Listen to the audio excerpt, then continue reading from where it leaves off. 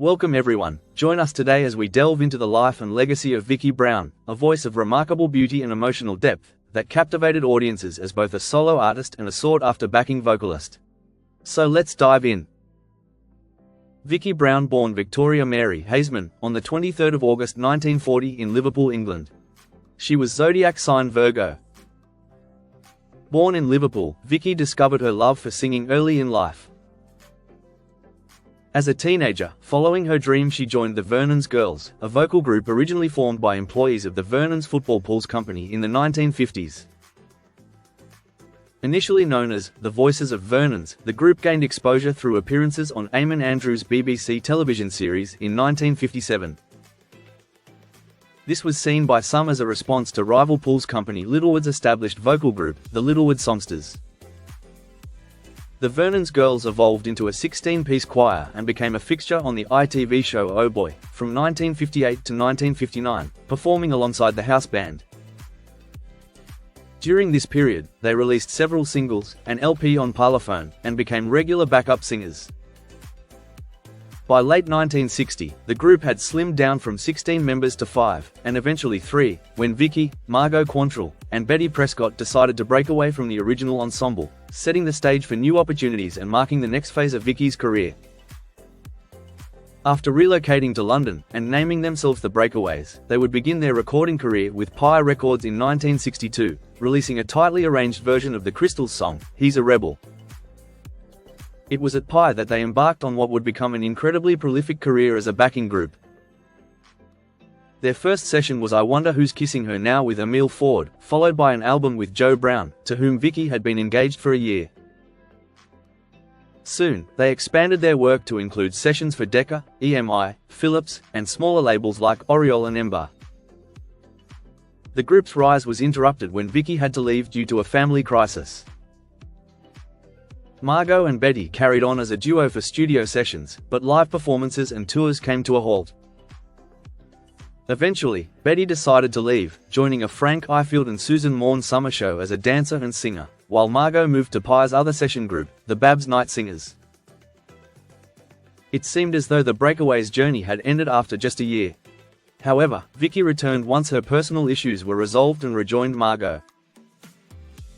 Needing a third member, they reached out to Jean Ryder, a former Vernons girl. Although initially reluctant to join another girl group, Jean agreed to step in for the next Breakaways session. This trio lineup would remain together for over a decade, solidifying their place in music history.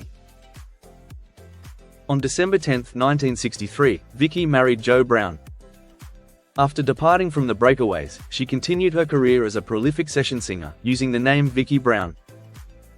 The couple had 2 children, Sam Brown, who became a successful singer-songwriter, and Pete Brown, a record producer.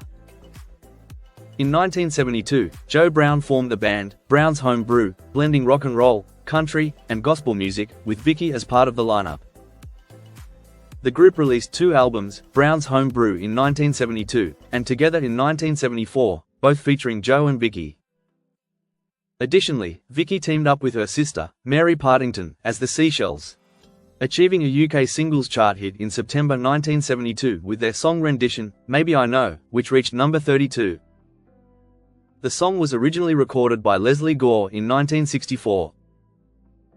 In 1973, Vicki collaborated with Stephanie de Sykes to release a single titled, It Happened on a Sunday Morning, under the name The Tree People. By 1975, Vicki had appeared in the film Tommy, a musical fantasy, based on The Who's album of the same name. In the movie, she was credited as Nurse Number 2. Her profile rose significantly in 1976 when she contributed the memorable female vocal to J.J. Barry's UK #1 hit single, No Charge. This success paved the way for her solo career, and in 1977, she released her debut UK solo album, From the Inside. Produced by the renowned Shel Talmy and released on the Power Exchange Records label, the album showcased Vicki's vocal versatility and marked her transition to center stage as a solo artist. In 1979, Vicki began recording with the new London Chorale, a collaboration that brought her significant recognition. The group's success in the Netherlands was instrumental in establishing her as a solo star in the region. Vicki became a featured soloist on several of the Chorale's celebrated projects created by Tom Parker, blending classical compositions with contemporary interpretations. These included The Young Messiah in 1979, a reimagining of Handel's Messiah that had first been performed as a televised concert in the UK in 1977. The Young Matthew Passion in 1986, inspired by Bach's Street Matthew Passion.